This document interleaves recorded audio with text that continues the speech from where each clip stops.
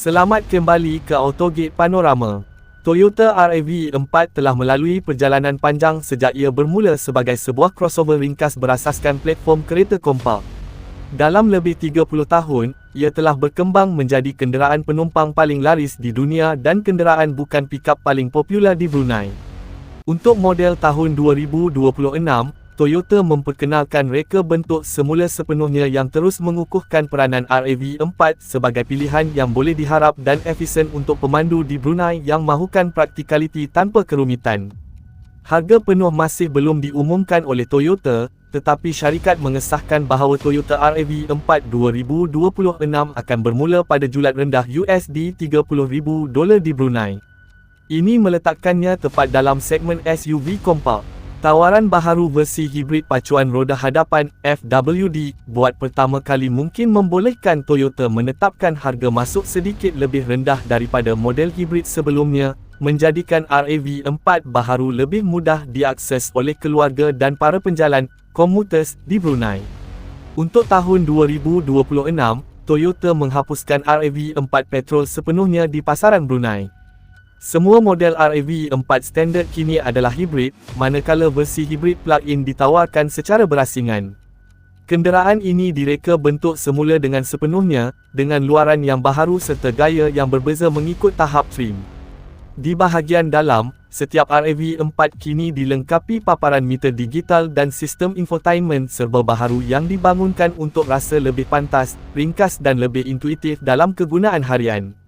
Kuasa datang daripada enjin 2.5 liter 4 silinder dipadankan dengan motor elektrik. Model pacuan roda hadapan menggunakan dua motor, manakala versi pacuan semua roda AWD menambah satu motor elektrik di bahagian belakang.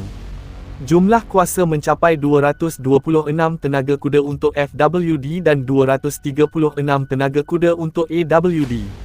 Walaupun pecutannya bukan sporty, ia tetap sesuai untuk pemanduan harian di Brunei, dengan keutamaan pada kelancaran dan kecekapan bahan api.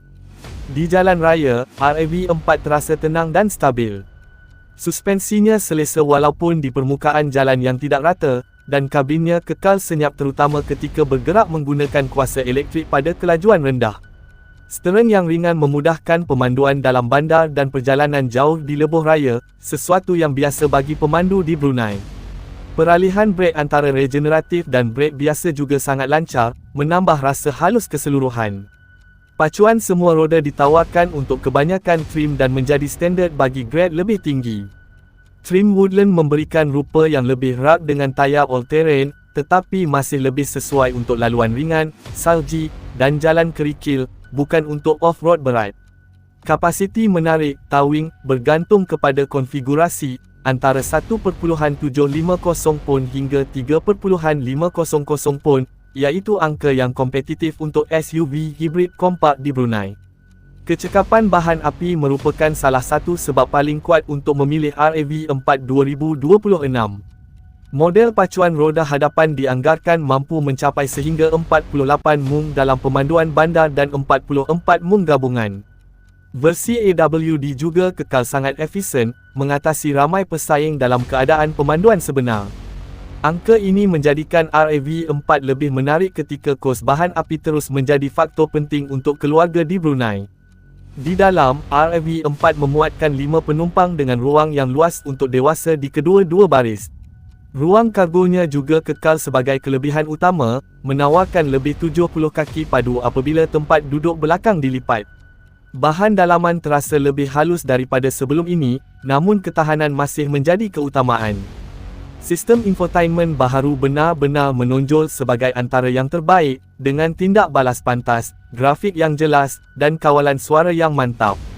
Kamera dash terbina dalam turut disediakan sebagai standard, mencerminkan fokus Toyota terhadap keselamatan dan teknologi untuk jalan raya Brunei.